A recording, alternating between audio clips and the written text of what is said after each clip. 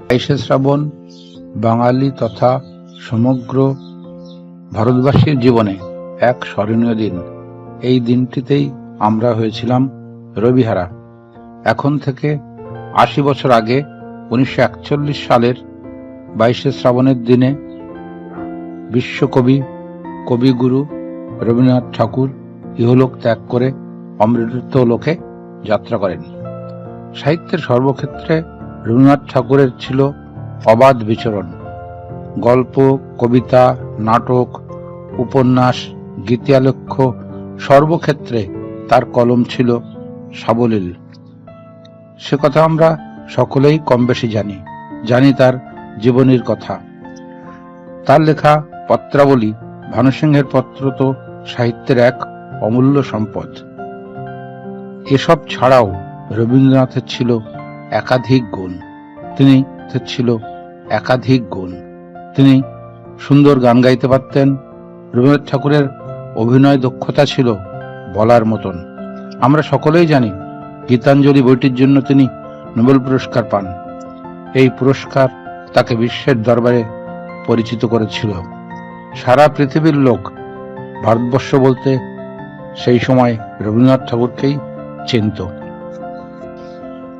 আমরা একথাও জানি যে তার দেশপ্রেম ছিল অগাধ। তিনি শুধু দেশের জন্য কলম ধরেছিলেন তাই নয়, ইংরেজদের বিরুদ্ধে প্রতিবাদ করতেও তিনি দ্বিধা করেননি। জালিয়ানওয়ালাবাগ হত্যাকাণ্ডের প্রতিবাদে তিনি ইংরেজদের দেওয়া নাইট উপাধি পর্যন্ত ত্যাগ করেছিলেন। রবীন্দ্রনাথ ঠাকুরের লেখা জনগণমন আমাদের দেশের জাতীয় সঙ্গীত, একথা কে না জানে। বাঙালি হিসেবে এটা কম গৌরবের নয়। আমাদের প্রতিবেশী দেশ বাংলাদেশ, সে দেশের জাতীয় সঙ্গীত হলো আমার সোনার বাংলা, আমি তোমায় ভালোবাসি। এটাও কিন্তু আমাদের রবীন্দ্রনাথ ঠাকুরের লেখা। এমন গৌরব পৃথিবীতে সম্ভবত শুধু রবীন্দ্রনাথ ঠাকুরেরই আছে। আমরা বাঙালিরা বরাবরই হুজুগে জাতি। পয়লা বৈশাখের কথা আমরা বড়রা কেউ কেউ খেয়াল রাখলেও ছোটদের তা অগোচরেই চলে যায়। কিন্তু বাদবাকি বাংলা ক্যালেন্ডারের 2 দিন 25শে বৈশাখ আর 22শে শ্রাবণ কিন্তু সমস্ত বাঙালি তথা ভারতবাসীরা অবশ্যই জানে। এর একমাত্র কারণ রবীন্দ্রনাথ ঠাকুর। 22শে শ্রাবণের এক বর্ষণমুখর দিনে জোড়াসাঁকোর ঠাকুর বাড়িতে তিনি ইহলোক ত্যাগ করেন। অশ্রুসিক্ত নয়নে সেদিন লক্ষ লক্ষ বাঙালি তার শেষ যাত্রায়। শোকের পাহাড়ে বসে রবীন্দ্রনাথ অনলসভাবে কর্ম করে গেছেন আর নিজের সৃষ্টিতে পেয়েছেন আশ্রয়। নতুন বৌঠান চলে যাওয়ার পর রবীন্দ্রনাথ ছাদে পায়চারি করতেন, আকাশের দিকে তাকিয়ে বলতেন, কোথায় তুমি নতুন বৌঠান, একবার এসো, আমায় দেখা দাও। প্রশান্ত চন্দ্র মোহলানবিশের লেখা থেকে তার পারিবারিক কথা জানা যায়। রবীন্দ্রনাথ ঠাকুরের কনিষ্ঠা কন্যা মীরা দেবীর সঙ্গে তার স্বামী নগেন্দ্রনাথের বিরোধ তখন খুব। রবীন্দ্রনাথ অস্থির। এক গভীর রাতে গান করছেন তিনি, অন্ধজনে দেহ আলো। সকালে যখন সকলে তাকে জিজ্ঞাসা করল কি ব্যাপার, তখন রবীন্দ্রনাথ বললেন, মন বড় পীড়িত ছিল তাই গান করছিলুম। ভোরের দিকে মন বড় পীড়িত ছিল তাই গান করছিলুম।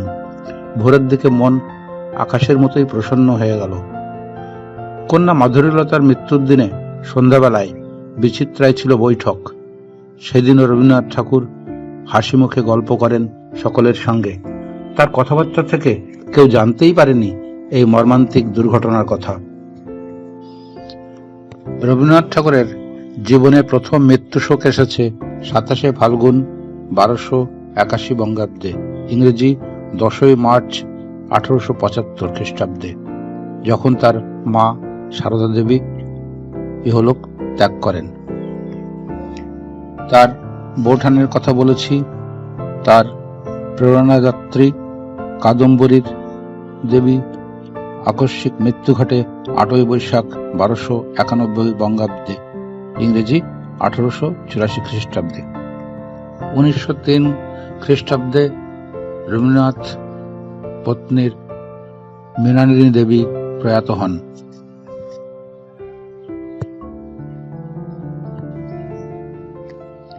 স্ত্রী বিয়োগের পর কবির দ্বিতীয় কন্যা রেণুকার মৃত্যু হয় 1903 সেপ্টেম্বর মাসে। 19 জানুয়ারি 1905 তার পিতা মহর্ষি দেবেন্দ্রনাথ ঠাকুর প্রয়াত হন। এর 3 বছর পর 1908 সালে তার কনিষ্ঠ পুত্র সমীন্দ্রনাথ বন্ধুর বাড়িতে বেড়াতে গিয়ে কলেরায় মারা যান। এরপর 1918 খ্রিস্টাব্দের 16 মে তার জ্যেষ্ঠ কন্যা মাধুরীলতা, যার ডাকনাম ছিল বেলি, তিনিও মারা যান। এভাবে কবি একে একে হারিয়েছেন তার নিজের পরম আপনজনকে। তথাপি তিনি থেমে থাকেননি, চালিয়ে গেছেন সৃষ্টির মহাযজ্ঞ। শেষ করব ডক্টর পবিত্র সরকারের লেখা কয়েকটি উদ্ধৃতি দিয়ে। তরুণ ইংরেজ কবি উইলফ্রেড আওয়েন চলেছেন যুদ্ধে। যাওয়ার আগে তার ডায়েরিতে লিখে রাখছেন ইংরেজি গীতাঞ্জলির এই দুটি ছত্র: When I leave from hence, let this be my parting words, that what I have seen is unsuspensible. যার তর্জমা করলে দাঁড়ায়, যাবার দিনে এই কথাটি বলে যেন যাই, যা দেখেছি, যা পেয়েছি, তুলনা তার নাই। আবার অপরদিকে যক্ষা রোগাক্রান্ত মৃত্যু পথযাত্রী জাপানি কবি মাসিনো ইংরেজি গীতাঞ্জলি সংগ্রহ করে পাগলের মতো তা থেকে বারবার অনুবাদ করে চলেছেন, যেন ওই তার অনিবার্য মৃত্যুর সঙ্গে যুদ্ধ। 1942 হিটলারের বাহিনী পোল্যান্ড দখল করল। রাস্তায় ইহুদিদের মৃতদেহ পড়ে থাকা শুরু হলো রাজধানী ওয়ার্সতে। এক অনাথ আশ্রম চালাতেন ইহুদি ডাক্তার করচাক। শহরের পাশে ত্রেবলোলিঙ্কা নাৎসি শিবির থেকে চিঠি এসে পৌঁছল, ছেলে মেয়েদের নিয়ে চলে আসুন। মাসখানেক পরের একটা তারিখ দেওয়া ছিল চিঠিতে। করচাক জানেন এ হলো মৃত্যুর পরোয়ানা। শিবিরে নিয়ে গিয়ে ঝাড়খান গ্যাস দিয়ে তাদের মেরে ফেলবে। কি করে বলবেন সে কথা ছেলে মেয়েদের? নিজেই স্থির করলেন পোলিশ অনুবাদে রবীন্দ্রনাথের ডাকঘর অভিনয় করাবেন ছেলে মেয়েদের। মৃত্যুর মুখে নাটক। সকলের বিস্ময়ে প্রতিহত হয়ে নাটক থেকে যদি ওরা বুঝতে পারে মৃত্যু কি, মৃত্যু ভয়ঙ্কর নয়, তা রাজার কাছে যাওয়া, সে নাটক হলো নির্দিষ্ট তারিখে ছেলেমেয়েরা মিছিল করে বেহালা বাজিয়ে নেচে গেয়ে সেই শিবিরে মৃত্যুর নিশ্চিত গুহায় চলে গেল। ফিরতে পেরেছিল আঙুলে গোনা কয়েকজন মাত্র। এই হলো রবীন্দ্রনাথ। বছরের পর বছর ঘুরে 22শে শ্রাবণ আসবে, আর আমরা স্মৃতিচারণ করব এই মহেরুহের, যা কোনোদিন অস্বীকার করা যায় না। ফুল ঝরে গিয়েই তো ফল ফলে, কিন্তু ফুল ফোটা কখনোই থেমে যায় না, যার অর্থ মৃত্যু জীবনকে স্তব্ধ করে ঠিকই, কিন্তু তাকে ধারণ করে না। কবি জানতেন মৃত্যুর শেষ কথা নয়। তার লেখা থেকে আমরা যা বারবার দেখতে পাই। সব শেষে বলবো, যে কবি সমস্ত শোক, দুঃখ, যন্ত্রণা, আঘাত বহন করেও জীবনের কথা, আনন্দের কথা, সকল শ্রোতা বন্ধুকে অভিনন্দন জানিয়ে আজ আমি রবীন্দ্রনাথ ঠাকুর সম্পর্কে কিছু জানা এবং অজানা কথা সকলের সঙ্গে ভাগ করে নেব। 22শে শ্রাবণ, আজ থেকে 80 বছর আগে 1941 সালে 22শে শ্রাবণের দিনেই আমরা হয়েছিলাম রবিহারা। হ্যাঁ, বিশ্বকবি রবীন্দ্রনাথ ঠাকুর ইহলোক ত্যাগ করে এই দিনেই অমৃতলোকে যাত্রা করেন। সাহিত্যের সর্বক্ষেত্রে রবীন্দ্রনাথ ঠাকুর ছিলেন এক অবাধ বিচরণ করা ব্যক্তিত্ব। গল্প, কবিতা, নাটক, উপন্যাস, গীতালেখ্য কিসে নয়, সর্বক্ষেত্রে তার কলম ছিল সাবলীল। তার লেখা ভানুসিংহের পত্র সাহিত্যের এক অমূল্য সম্পদ। তিনি সুন্দর গান গাইতে পারতেন। রবীন্দ্রনাথ ঠাকুরের অভিনয় দক্ষতা ছিল বলার মতন। আমরা সকলেই জানি গীতাঞ্জলি বইটির জন্য তিনি নোবেল পুরস্কার পান, আর এই পুরস্কার তাকে বিশ্বের দরবারে করে তুলেছিল এক পরিচিত ব্যক্তিত্ব। সারা পৃথিবীর লোক সে সময় ভারতবর্ষ বলতে রবীন্দ্রনাথ ঠাকুরকেই জানত। আমাদের জাতীয় সঙ্গীত জনগণ মন আমরা সকলেই জানি রবীন্দ্রনাথ ঠাকুরের লেখা। বাঙালি হিসাবে এটা কম গৌরবের নয়। আমাদের প্রতিবেশী দেশ বাংলাদেশ, সে দেশের জাতীয় সঙ্গীত হলো আমার সোনার বাংলা আমি তোমায় ভালোবাসি। এটাও কিন্তু রবীন্দ্রনাথ ঠাকুরেরই লেখা। এমন গৌরব পৃথিবীতে শুধু রবীন্দ্রনাথ ঠাকুরেরই সম্ভবত আছে। সত্যি কথা বলতে আমরা বাঙালিরা পয়লা বৈশাখ ছাড়া আর বছরের যে দুটো দিনের কথা বাংলা ক্যালেন্ডার অনুযায়ী স্মরণ করি, সেই দুটো দিন হলো 25শে বৈশাখ আর 22শে শ্রাবণ। হ্যাঁ, এ দুটোই রবীন্দ্রনাথের সঙ্গে ওতপ্রোতভাবে জড়িত। রবীন্দ্রনাথ ঠাকুর 25শে বৈশাখ জন্মগ্রহণ করেন, আপামর বাঙালি তথা ভারতবাসী জানে। আর 22শে শ্রাবণ এক দুঃখের দিন, ভারতবাসীর এক হারানোর দিন। এটাই রবীন্দ্রনাথ ঠাকুর, যার কথা আজ বারবার মনে পড়ছে। 22শে শ্রাবণের এক বর্ষোন্মুখর দিনে জোড়াসাঁকোর ঠাকুর বাড়িতে তার প্রয়াণ ঘটে। অশ্রুসিক্ত নয়নে সেদিন লক্ষ লক্ষ বাঙালি তার শেষ যাত্রায় সামিল হয়ে বুকের পাহাড়ে বসে রবীন্দ্রনাথ ঠাকুর আজীবন কাজ করে গেছেন। প্রশান্ত চন্দ্র মোহলানবিশের লেখা থেকে রবীন্দ্রনাথ ঠাকুরের অনেক পারিবারিক কথা জানা যায়। রবীন্দ্রনাথ ঠাকুরের কনিষ্ঠা কন্যা মীরা দেবীর সঙ্গে তার স্বামী নগেন্দ্রনাথের বিরোধ যখন বিচ্ছেদের পর্যায়ে, রবীন্দ্রনাথ ঠাকুর তখন অস্থির। এক গভীর রাতে গান করছেন, অন্ধজনে দেহ আলো। সকালে সকলে জিজ্ঞাসা করল যে কালকে গান করছিলেন?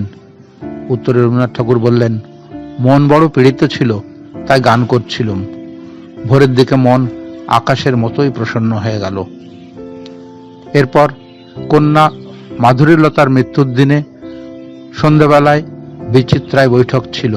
সেদিনও রবীন্দ্রনাথ ঠাকুর হাসি মুখে গল্প করেন সকলের সঙ্গে। তার কথাবার্তা থেকে কেউ জানতেই পারেননি যে এই মর্মান্তিক দুর্ঘটনা ঘটে গেছে।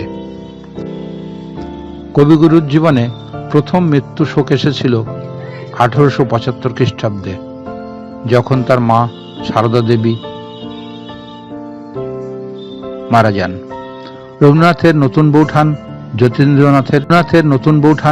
যতীন্দ্রনাথের স্ত্রী কাদম্বরী দেবী। তিনি ছিলেন কবির গান ও কবিতা রচনার প্রেরণাদাত্রী। 1884 খ্রিস্টাব্দের 8ই বৈশাখ তিনি আকস্মিকভাবে মারা যান। সে সময় রবীন্দ্রনাথ ঠাকুর প্রায়ই ছাদে পায়চারি করতেন আর আকাশের দিকে তাকিয়ে বলতেন, কোথায় তুমি নতুন বৌঠান, একবার এসো, আমায় দেখা দাও। 1903 খ্রিস্টাব্দে কবিপত্নী মৃণালিনী দেবী প্রয়াত হন। এরপরই তিনি সেই গানটি রচনা করেন, আছে দুঃখ আছে মৃত্যু।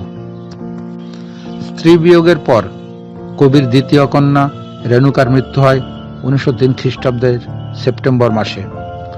19 জানুয়ারি 1905 পিতা মহর্ষি দেবেন্দ্রনাথ ঠাকুর ইহলোক ত্যাগ করেন। এর 3 বছর পর 1908 সালে তার কনিষ্ঠ পুত্র সমীন্দ্রনাথ বন্ধুর বাড়িতে বেড়াতে গিয়ে কলেরায় মারা যান।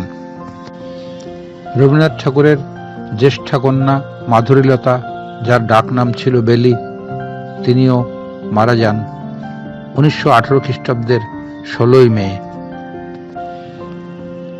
ফুল ঝরে গিয়ে ফল ফলে, কিন্তু ফুল ফোটা কখনো থেমে যায় না। অর্থাৎ মৃত্যু জীবনধারাকে স্তব্ধ করে না, তাকে ধারণ করে। কবি একথা ভালো করেই জানতেন যে মৃত্যুই শেষ কথা নয়, এজন্যই তিনি একের পর এক সৃষ্টি করে গেছেন বাংলা সাহিত্যের এক রবীন্দ্রভারতী বিশ্ববিদ্যালয়ের প্রাক্তন উপাচার্য ডক্টর পবিত্র সরকারের কয়েকটি উদ্ধৃতি দিয়ে। তরুণ ইংরেজ কবি উইলফ্রেড ওয়েন চলেছেন যুদ্ধে। তার ডায়েরিতে তিনি লিখে রাখছেন রবীন্দ্রনাথ ঠাকুরের গীতাঞ্জলি থেকে দুটি ছত্র। When I leap from hence, let this be my parting words. What I have seen is unsurpassable. যার অর্থ করলে দাঁড়ায়, যাবার দিনে এই কথাটি বলে যেন যাই, যা দেখেছি যা পেয়েছি তুলনা তার নাই। এই হলো রবীন্দ্রনাথ ঠাকুর। তখন কি কেউ ভেবেছিল যে শত্রুর বোমার আঘাতে তার দেহ ছিন্ন বিচ্ছিন্ন হয়ে যাবে, আর সেই উইলফ্রেড ওয়েনের মা তার ডায়েরির মধ্যে ওই দুটি লাইন পেয়ে আকুল হয়ে রবীন্দ্রনাথকে খুঁজবেন, কোথায় পাবেন গীতাঞ্জলি বইটি? আরেক জায়গায় পবিত্রবাবু জাপানি কবি মাসিনোর কথা বলেছেন।